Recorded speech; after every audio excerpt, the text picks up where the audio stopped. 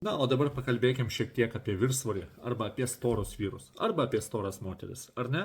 Ir tas stereotipas, kad gero žmogaus turi būti daug, iš tikrųjų yra nuvalkiota frazė. Tiesiog stori vyrai arba apkūnios moteris dažniausiai susiduria su tam tikromis sveikatos problemomis. Kokios jos? Ypač tos, kurios susijusios su antsvoriu. Tai pirmiausia yra širdies ir kraujagyslių lygos. Antsvoris padidina kraujospūdį ir cholesterolio kiekį, o tai didina širdies ligų ir insulto riziką. Ar ne? Tai susiję ne tik tai su tuo, ko mes valgom, bet ir su mūsų gyvenimo būdu.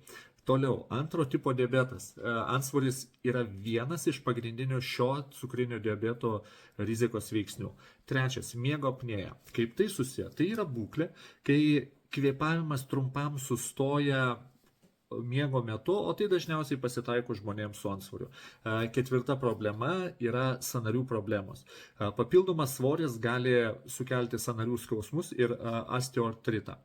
Ką tai reiškia? Tai pirmiausiai reikia suprasti, kad 1 kg viršsvorio mūsų kojų sąnarius apkrauna 5 kg svorio. Pasiskaičiuok, koks tavo.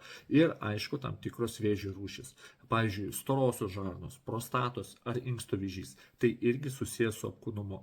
Nors tuo susirgti gali ir liekni vyrai. Taigi, vyrai, jūs galbūt esat charizmatiški, gero humoro jausmo, gerų charakterių bruožų, bet labai ligoti. Jeigu iškilo klausimų, parašykit man į telegramą, aš tikrai rasiu, kaip atsakyti ir kuo padėti jums.